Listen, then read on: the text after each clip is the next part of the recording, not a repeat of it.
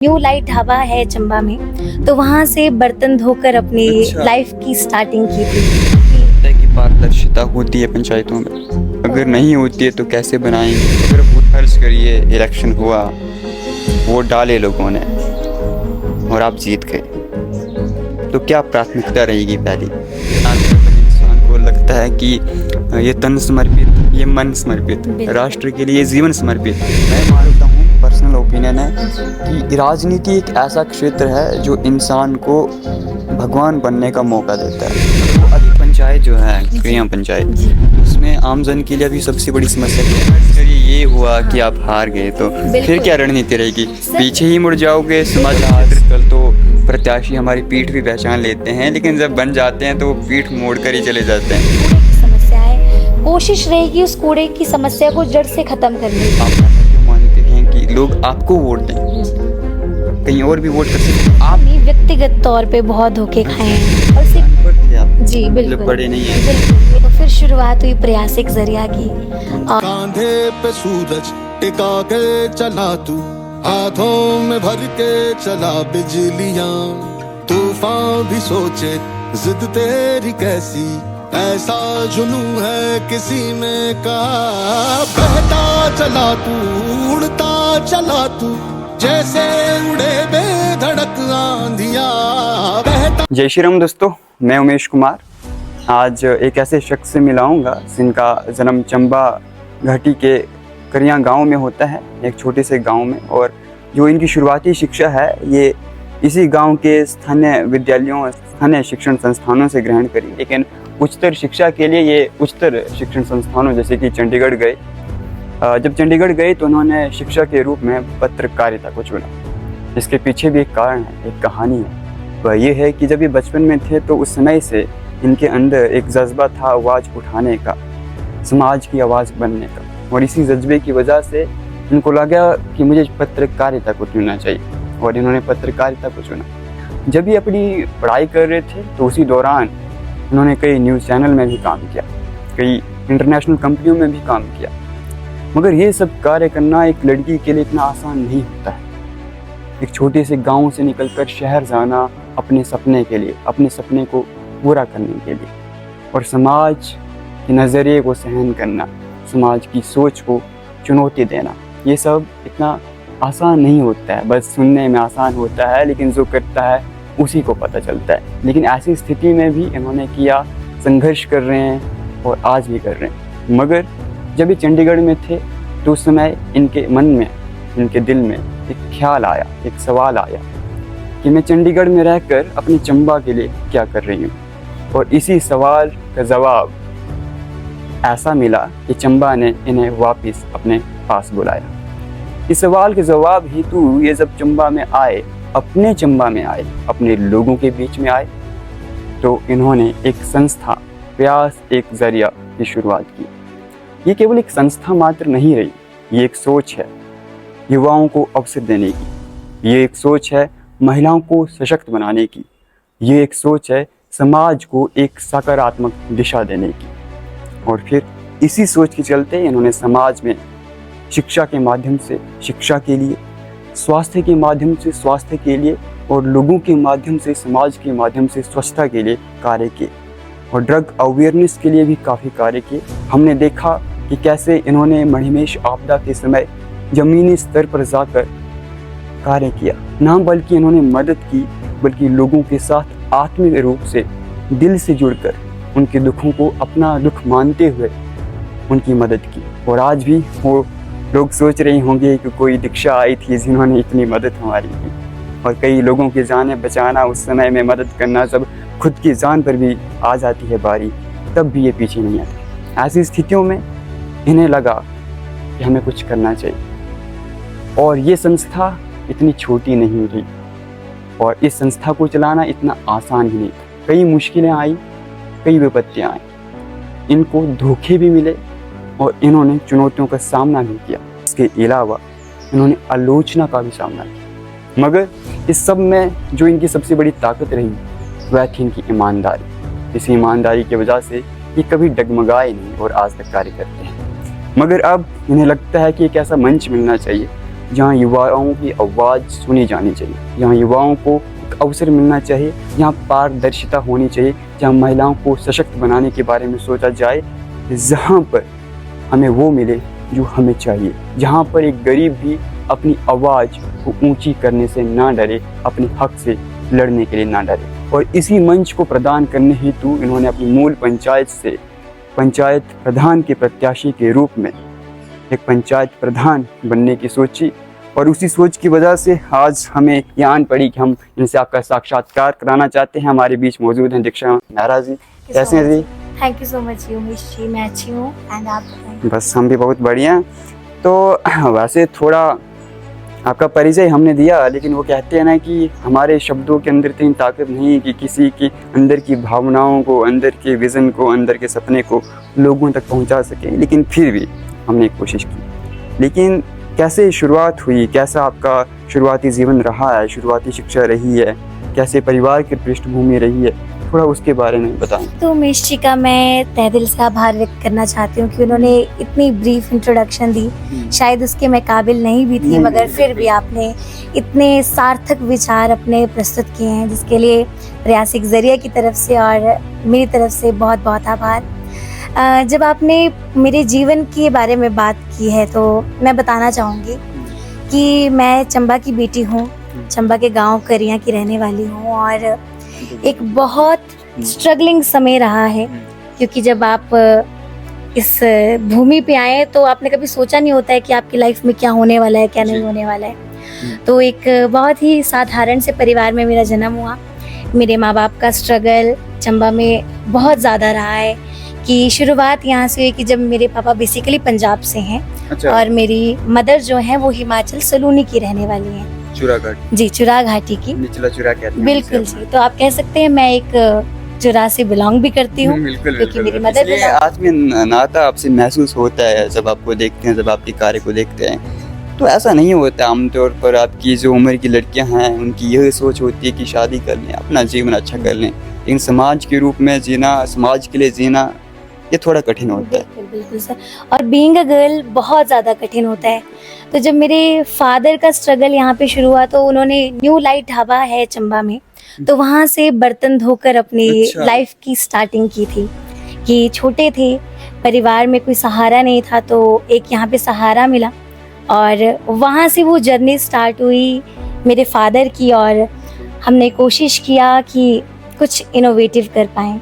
खैर, मेरे माँ बाप का सफ़र बहुत संघर्ष भरा है, और आज मैं इस मंच पे हूँ, आज आपके सामने हूँ, और आप सभी मुझे सुन पा रहे हैं, उमेश जी मुझे सुन पा रहे हैं, तो कहीं ना कहीं ये सारा क्रेडिट मेरे पेरेंट्स को जाता है कि एक अनपढ़ बच्चा जिसकी छोटी उम्र में माँ गुजर जाती है, और उसे अनपढ़ थे आप? जी बिल्कुल, पढ़े नहीं है? बिल्कुल, मेरे पापा बिल्कुल भी पढ़े लिखे नहीं हैं, एंड इवन मेरी मदर नहीं, मेरी मम्मा पढ़ी लिखी हैं, +2 पास हैं। अच्छा। तो मेरे फादर को ये कुछ अलग संयोग है, क्योंकि आमतौर पर होता है कि माँ पढ़ी नहीं होती और पिताश्री पढ़ी होते हैं, तो थोड़ा। तो मेरी मदर ने, ये हैरानी की ताज्जुब की बात है कि आज रिश्ते उस तरीके नहीं है, मगर मेरी मदर ने अपना सिग्नेचर करना पापा को सिखाया है। मदर का सपना था कि जितना मैं नहीं पढ़ पाई हूँ ना, मेरी बेटी कुछ करे, इस पत्रकारिता की फील्ड में जाए, क्योंकि सुबह 7 बजते थे। पत्रकारिता में जाने का सोचा है परिवार की वजह से या खुद की वजह से सोचा? तो कहीं ना कहीं परिवार से ही हमें वो चीज़ मिलती है। सुबह 7 बजे ही मेरे घर पे न्यूज़ चैनल्स लग जाते थे, तो मेरी मदर बोली थी एक दिन तू भी ऐसी अंजना ओम कश्यप की तरह होगी, एक बार तू भी ऐसी ईमानदार पत्रकार होगी। तो मैं सोचती थी कि नहीं, कुछ करना है। जब +2 के बाद चंडीगढ़ का रुख किया, और अपनी बैचलर्स मैंने चंडीगढ़ यूनिवर्सिटी से की in journalism and mass communication. तो एक जज्बा था कि अपने चंबा के लिए कुछ करना है। आज अगर आई हूँ यहाँ पे तो वापस जाना तो चंबा ही है मुझे, क्योंकि मुझे जो एक्सपीरियंस लेना है, जो पत्रकारिता फील्ड एक ऐसी होती है कि जहाँ आपको हर किसी विषय पे बात करनी पड़ती है, निष्पक्ष और निर्भीक तरीके से। और जब पत्रकारिता की शुरुआत की तो चैलेंजेस भी आए, लगा कि हो पाएगा कि नहीं हो पाएगा। न्यूज़ चैनल्स में काम की तो बहुत सारी चीज़ें देखने को मिली। जब इंटरनेशनल प्रोसेस में काम भी किया, लगभग 5 से 6 साल चंडीगढ़ नोएडा रहने के बाद एक बार मन में आप ऐसे सोचिए कि मुझे स्वप्न ही आया कि दीक्षा शायद अब ज़रूरत है कुछ अलग करने की, कुछ बेहतर करने की, क्योंकि आप तो आगे जा रहे हैं मगर जहाँ आपके रूट्स हैं शायद आप वहाँ उससे दूर होते चले जा रहे हैं। फिर सफ़र शुरू हुआ चंबा वापस आने का। फिर मैं एक घर का बड़ा बेटा ही हूँ, हम 2 बहनें हैं, तो मैं ही भाई नहीं? नहीं, कोई भाई नहीं है, तो बड़ा बेटा ही हूँ मैं अपने घर का। मुझे आर्थिक स्थिति बेशक हमारी जैसी भी हो मगर मुझे अपने माँ बाप के साथ कंधे से कंधा मिला के खड़े होना बहुत ज़रूरी है। तो फिर मैंने चंबा आने का डिसाइड किया। बहुत सारी चंडीगढ़ में रहकर बहुत सारे चैलेंजेस मैंने फेस किए हैं। बहुत, एक लड़की होना सच बताऊँ आसान नहीं होता है।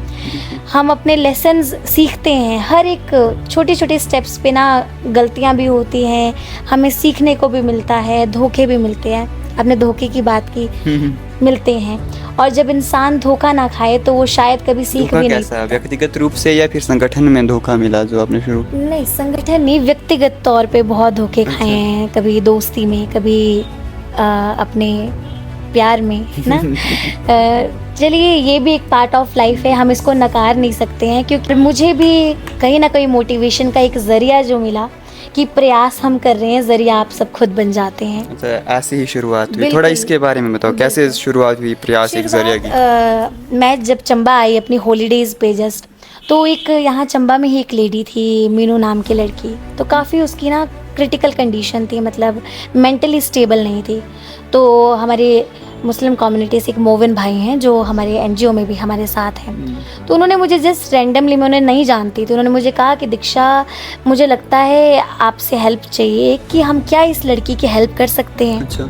और रैंडमली मैं भी मना नहीं कर पाई कि चलो यार, अगर किसी के काम आ सकते हो, देखते तो हैं कि क्या है यहाँ पे। जब गए तो जब उस लेडी की कंडीशन देखी, पर उससे पहले मैं बताना चाहूँगी हमारे चंबा के लोग सच में बहुत अच्छे हैं दिल के, और इतना हेल्पफुल है कि मैं आपको बता नहीं सकती। मगर जब हमें बोला कि इस लेडी की हेल्प करनी है तो हम पहुँचे हेल्प करने उस लेडी की। पूरे 6 से 7 महीने हमने उसका बिल्कुल ध्यान रखा, अच्छे से कोशिश की उसको एक घर देने की, उसको एक रहन सहन अच्छा देने की, मगर किसी कारणवश नहीं हो पाता, क्योंकि जब कोई मानसिक रूप का रोगी हो तो उसके लिए बहुत चैलेंजिंग हो जाता है।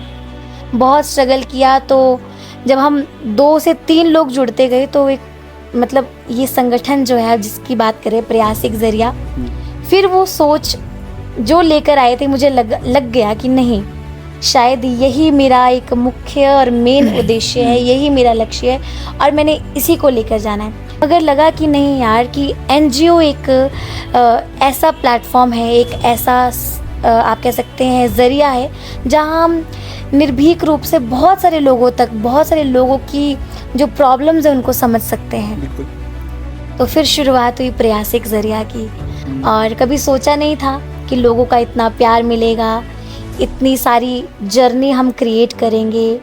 मगर कहते हैं ना, good things always take time.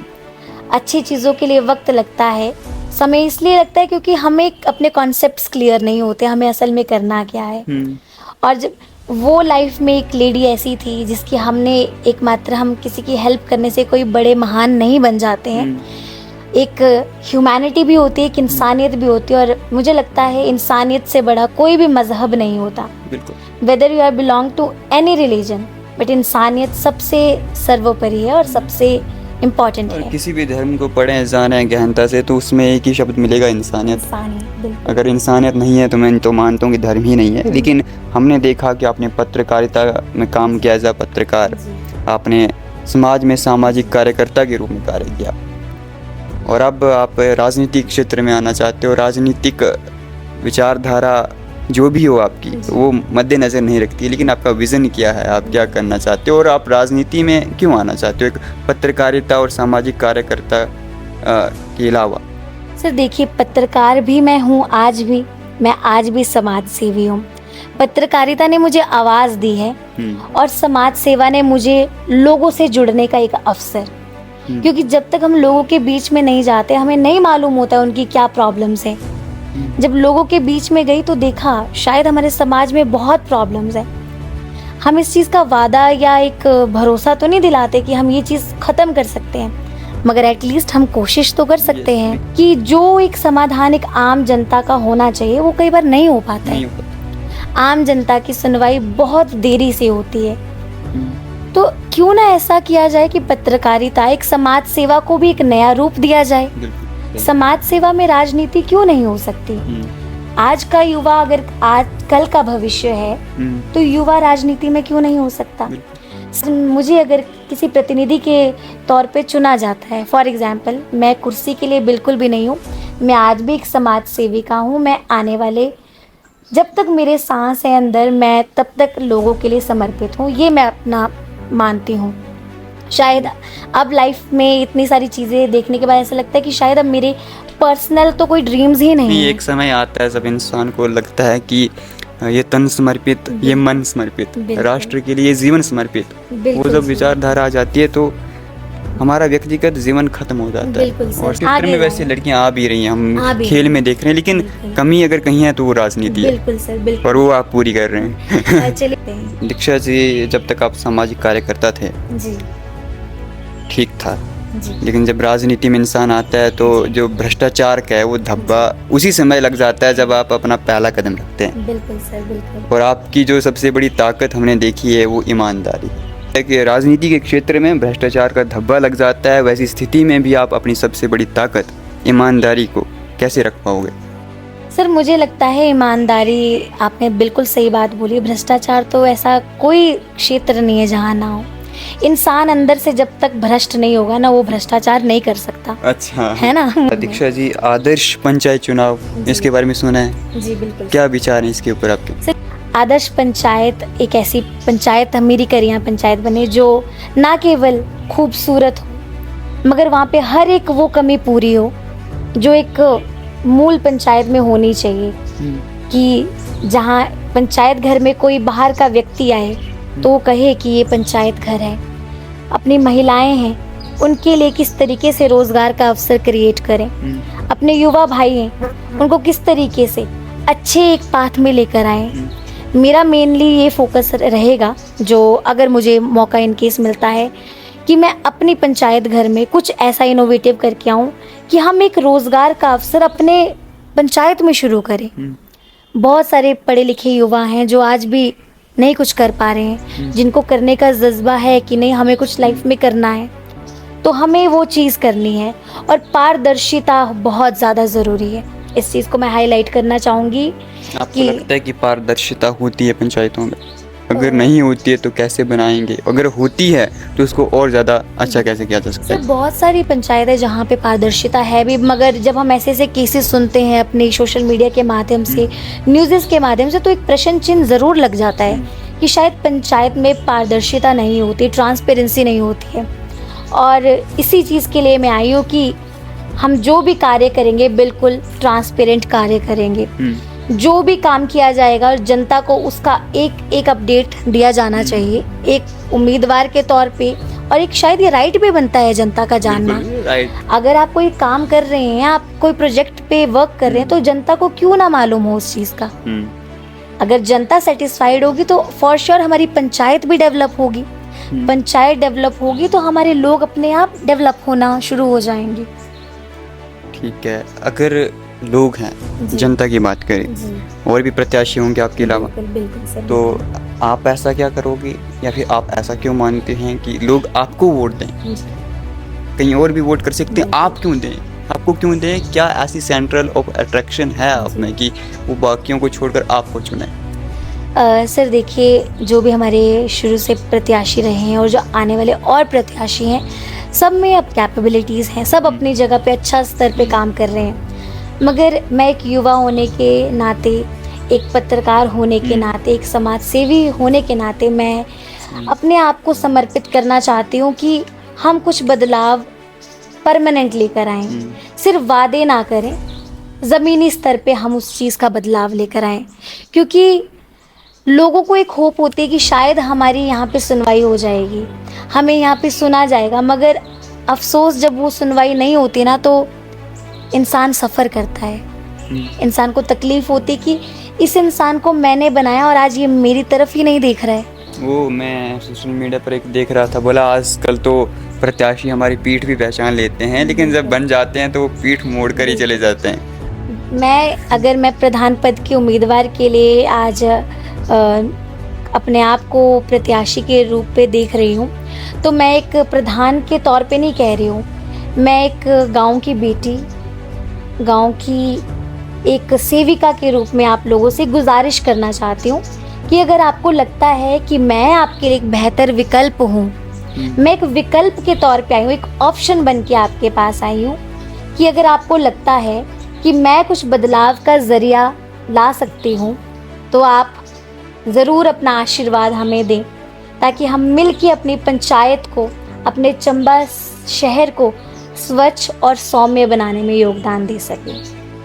ठीक है, फर्ज करिए इलेक्शन हुआ, वोट डाले लोगों ने और आप जीत गए, तो क्या प्राथमिकता रहेगी पहली अपनी पंचायत को लेकर? सर, पहली प्राथमिकता मेरी ये रहेगी, जब मैंने पंचायत घर विज़िट किया तो वहाँ पे बहुत सारी ऐसी कमियाँ हैं जो उसे दूर करनी है। बहुत सारे ऐसे घर हैं आज भी जहाँ पे मरम्मत नहीं है, बिलो पॉवर्टी लाइंस के लोग हैं, फिर भी शायद उनके पास आज जो चीज़ होनी चाहिए वो नहीं है। लोगों को ज़रूरी नहीं है हर एक इंसान पढ़ा लिखा ही है, आज भी हमारे बुज़ुर्ग लोग ऐसे जिन्हें नहीं इतना नॉलेज है, उन्हें इतना डिजिटल मीडिया और सोशल मीडिया की लाइफ के बारे में नहीं मालूम है। तो मैं चाहती हूँ कि जो भी स्कीम्स या जो भी एक उनकी नोटिफिकेशन है उनको पता चले। हम एक डिजिटली प्लेटफॉर्म उनके घर पे ऐसा क्रिएट करें कि हम आपस में इंटरेक्ट कर पाएँ, कि समस्या एक प्रधान और एक जनता के बीच में ना रखी जाए, एक परिवार के बीच में रखी जाए, कि किस तरीके से एक परिवार में उस मसले को सुलझाया जा सकता है, ताकि हमें ज़रूरत ही ना पड़े कहीं दूसरी जगह जाने की। और मुझे लगता है सर कि अगर लोग भरोसा करते और हम कुछ अच्छा कर पाएँ, तो आने वाले 5 साल में मेरी खुद की करिया पंचायत का एक बहुत बेहतर स्वरूप आप सब देखने वाले हैं। और ज़रूरी नहीं है कि अगर मैं प्रधान नहीं भी बनी या मैं पंचायत चुनाव नहीं जीतती हूँ, हाँ, फर्ज करिए ये हुआ कि आप हार गए, तो फिर क्या रणनीति रहेगी? पीछे ही मुड़ जाओगे सामाजिक क्षेत्र से, या फिर? भी नहीं सर, सामाजिक, मैंने आपको पहले ही बताया इस वीडियो को शुरू करने से पहले कि मैं राजनेता के तौर पे तो आई ही नहीं हूँ। मैं एक समाज सेवी हूँ। प्रयास एक जरिया, एक सोच है, जैसे आपने बताया, वो एक सोच है हर उस व्यक्ति की जो एक अपने समाज में एक पॉजिटिव इम्पैक्ट लेकर आना चाहता है। चंबा में हमारे कूड़े की समस्या है, पंचायती लेवल में हमारे कूड़े की समस्या है। कोशिश रहेगी उस कूड़े की समस्या को जड़ से ख़त्म करने की। लोगों को घर घर जाकर, मैं personally door to door service कर चुकी हूँ। मैंने इतने कई घर ऐसे, मैंने लोगों को जा के समझाया, वेस्ट सेग्रीगेशन के बारे में समझाया। मैं लोगों को कहती हूँ कि मेरे घर पे आइए, आपको प्लास्टिक का ना स्टोर रूम भरा पड़ा मिलेगा। अच्छा। क्योंकि जब तक हम बदलाव सोसाइटी में चाहेंगे तो सर्वप्रथम कोशिश जो है घर से करनी पड़ेगी। आपकी पंचायत जो है, क्रिया पंचायत, तो उसमें आमजन के लिए अभी सबसे बड़ी समस्या क्या है जिससे उनको जूझना पड़ रहा है, जिस पर आप काम करना चाहोगे आने वाले समय में? सर, अभी हमारे कुछ पानी की समस्याएं थी, तो मैं काफ़ी दिनों से जी साहब से कोऑर्डिनेशन में हूँ, तो मैंने उन्हें रिक्वेस्ट भी किया। और ज़रूरी नहीं है कि प्रतिनिधि के तौर पे, आम जनता को जहाँ ज़रूरत मिलेगी पड़ेगी वहाँ मैं उनके साथ खड़ी हूँ, उनकी बेटी बन के। किसी को भी लगता है कि मैं आपके काम आ सकती हूँ, तो आप प्रयास एक ज़रिया को बेझिझक एनी टाइम कॉल कर सकते हैं। हम हमेशा जनता के लिए समर्पित और हाजिर रहते हैं कि नहीं, हमें यहाँ पे इस इंसान की जितनी हमसे सहयोग हो पाएगा। राजनीतिक क्षेत्र में महिलाओं की भूमिका, भागीदारी बहुत कम है, और मैं मानता हूँ, पर्सनल ओपिनियन है, कि राजनीति एक ऐसा क्षेत्र है जो इंसान को भगवान बनने का मौका देता है अगर वो अच्छे से कार्य करता है। तो ये मौका आपको मिला है, आपको गंवाना नहीं चाहिए। और एक अंतिम संदेश कुछ अपनी जनता को, अपने गांव के लोगों को स्पेशली देना चाहोगे तो? सर, मैं तो पहले यही कहना चाहूँगी कि देखो, जिस तरीके की समर्पित हमारे गांव की बेटियां, हमारे चंबा की बेटियां ना सालों सालों से आई हैं अपने आप को समर्पित करते, जैसे माँ सुनैना का बलिदान आज भी हम सभी के दिल में है। शायद हम उन जैसा तो कभी बन ही नहीं सकते, मगर हम उस पथ पे तो चल सकते हैं। हम क्यों ना एक ऐसा अपने चंबा को नया नक्शा दें, एक नया स्वरूप दें कि जहाँ हर एक चंबा का युवा एक अच्छे रास्ते पे हो। हमारा यही संकल्प है, यही विज़न है कि हमने बातें नहीं करनी है, हमने सिर्फ और सिर्फ काम करना है। शायद मैं आपके कैमरे के माध्यम से, आपके चैनल के माध्यम से वो चीज़ नहीं बोल सकती कि मैं ये करूँगी, मैं वो करूँगी, बिल्कुल भी नहीं, क्योंकि मुझे खुद नहीं मालूम है। ये यूनिवर्सल चीज़ें हैं ना, जब तक मुझे उस चीज़ का पता नहीं होगा हम उस चीज़ को कैसे कर पाएंगे। जनता को जागरूक बनाना ही मेरी जिम्मेवारी है कि हर एक जनता का, आम आदमी अपने राइट्स, अपने संवैधानिक अधिकारों को जाने कि ये मेरा अधिकार है। और मेन अपील ये भी है कि वोट करना सबका अधिकार है। कई लोग इसको वेस्ट कर देते हैं, आप उसको वेस्ट ना कीजिए, क्योंकि एक अच्छा प्रत्याशी चुने।